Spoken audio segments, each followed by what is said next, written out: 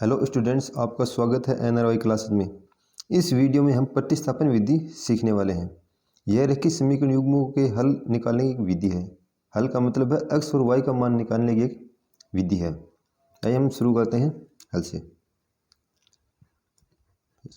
हमें दिया समीकरण एक्स प्लस वाई इक्वल 14। यह समीकरण एक है।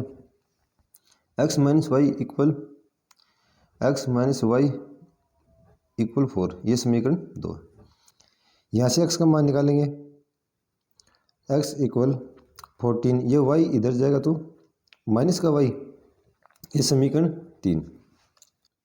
समीकरण 3 से समीकरण 3 का मान समीकरण 2 में रखने पर प्रतिस्थापन विधि में सिर्फ इतना ही करना है कि किसी एक समीकरण से x या y का मान निकालना है और वह मान दूसरे समीकरण में रखना है और फिर उसे सोल्व करना है। तो यहाँ से x का मान रखेंगे इस जगह 14 माइनस वाई, x का मान है 14 माइनस वाई इक्वल में 4, माइनस वाई और माइनस वाई मिलकर 2y, 14 माइनस 2y इक्वल 4। इस 2y को हम इधर लेकर जाएंगे और 4 को उधर लाएंगे तो 14, ये 4 माइनस का और ये 2y नेगेटिव है तो पॉजिटिव, घटाएंगे तो 10 इक्वल 2y। 2 का भाग देंगे तो ये 2 गुना में है, इधर जाएगा तो भाग में, डिवाइड में y, और यहाँ से y का मान प्राप्त हो हमें 5, y का मान 5 प्राप्त हुआ। अब ये मान समीकरण किसी भी समीकरण रख दो, 1 में, 2 में या 3 में, तो हम समीकरण 3 में रख देते हैं। y का मान समीकरण 3 में रखने पर, y का मान समीकरण 3 में रखेंगे तो x इक्वल 14 माइनस 5, y है, y के स्थान पर रखेंगे हम 5, तो 14 में से 5 उठाएंगे तो 9, x का मान है प्राप्त हो 9। जैसे x का मान 9 है और y का मान है 5, अतः है x बराबर 9, y इक्वल 5। हमें इस तरह मान x और y का मान निकालना था। 2 नंबर पार्ट इसी में सोल्व करते हैं कि s माइनस टी इक्वल 3, ये समीकरण 1 है। s बटे 3 प्लस ty2 इक्वल 6, ये समीकरण 2। समीकरण 1 से या समीकरण 2 से किसी भी एक समीकरण से हम एक वेरिएबल s या t का मान निकालें और दूसरे समीकरण में हम रख देंगे। तो यहाँ से हम s का मान निकालें तो s बाई टी इधर जाएगा तो 3, ये t नेगेटिव है तो इधर जाकर पॉजिटिव, यह समीकरण 3। समीकरण 1 से हमने s का मान निकाला तो ये मान समीकरण 2 में रख देंगे। समीकरण 3 का मान समीकरण 2 में रखने पर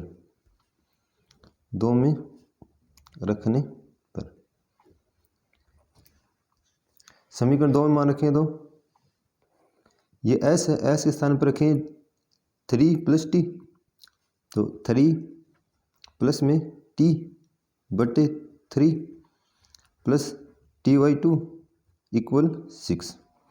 यहाँ से हम लघुत्तम लेंगे 2 और 3 का, लघुत्तम प्राप्त होगा 6 में 3 का भाग देंगे, कितनी बार जाएगा 2 बार।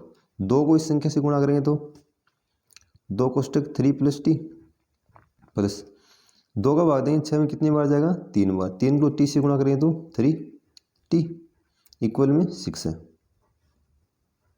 अब मल्टीप्लाई करेंगे, 2 को 3 से गुणा करेंगे तो 6 प्लस 2 को t से करेंगे तो 2t प्लस 3t बट्टे में 6 इक्वल है 6।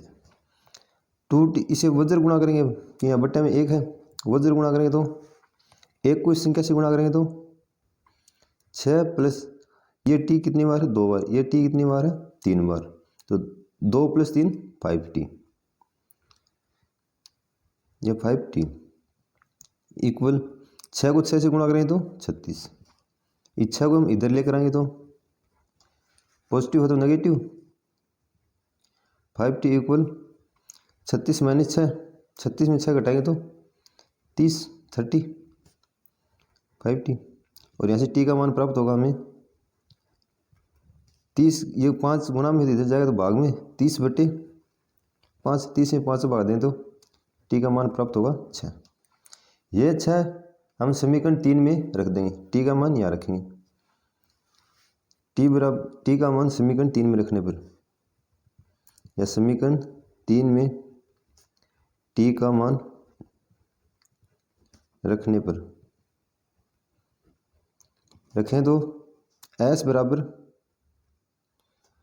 3 प्लस t का मान है 6, तो s बराबर 9।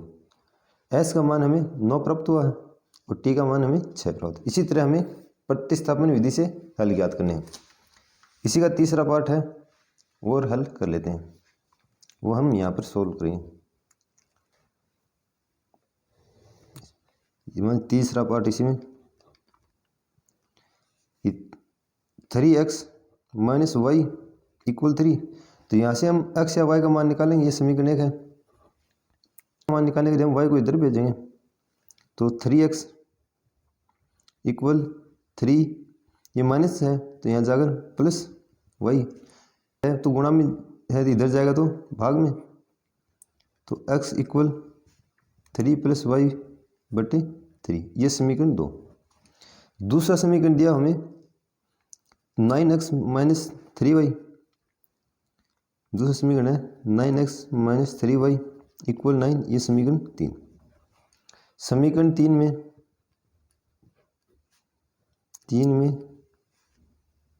x का मान रखने पर या फिर समीकरण 2 से मान रखने पर तो रखें तो 9, x का मान है 3 plus y by 3, 3 plus y upon 3, ये x का मान है। फिर माइनस 3y इक्वल 9। एंड जहाँ x था वहाँ पर मान रखा हमने 3 प्लस वाई बटे 3, 3 प्लस वाई बटे 3, बाकी एज इट इज है। इसे सोल्व करें तो 9 को काटें 3 से, 3 तिया 9, 3 बार कटेगा 3 plus Y minus 3y equal 9। इसे हम अब सोल्व करेंगे। 3 को 3 से गुणा करेंगे तो 9 प्लस 3 को y से गुणा करें तो 3y minus 3y equal 9। 3y से 3y कटेगा क्योंकि ये प्लस का ये माइनस, पॉजिटिव नेगेटिव कट जाएगा तो यहाँ बचेगा 9 इक्वल 9। 9 बराबर 9 बचा। लेकिन अभी तक पहले हमें कभी x का मान y का मान मिल रहा था तो कहीं हमें x का मान मिल रहा था, लेकिन यहाँ तो x y मिला ही नहीं। इसका मतलब है कि ये रेखाएं समपाती रेखाएं हैं और हल अनंत होंगे। ये है रेखाएं समपाती हैं, अतः अनंत हल होंगे। अगर मान लो यहाँ पर 9 इक्वल 9 न आकर 8 इक्वल 9 या कोई भी अन्य संख्या आ जाती 9 के अलावा, तो 8 इक्वल 9 आ गई। ये आपको अलग से बताने के लिए है, इसका क्वेश्चन से कोई लिंक नहीं है। अगर मान लीजिए यहाँ पर 8 होता इक्वल 9 या कुछ और संख्या 9 के अलावा कुछ भी होते तो इसका मतलब होता है कि दो रेखाएं समांतर हैं और वे रेखाएं एक दूसरे को कभी नहीं काटेंगी। अगर 9 इक्वल 9 के अलावा कुछ भी और अनुपात बराबर में आता, जैसे 8 9 या 2 इक्वल 9 कुछ भी आ जाता, इसका मतलब वे रेखाएं समपाती हैं। वीडियो लाइक और शेयर करें। अगर आप नए हैं तो चैनल को सब्सक्राइब करें। धन्यवाद।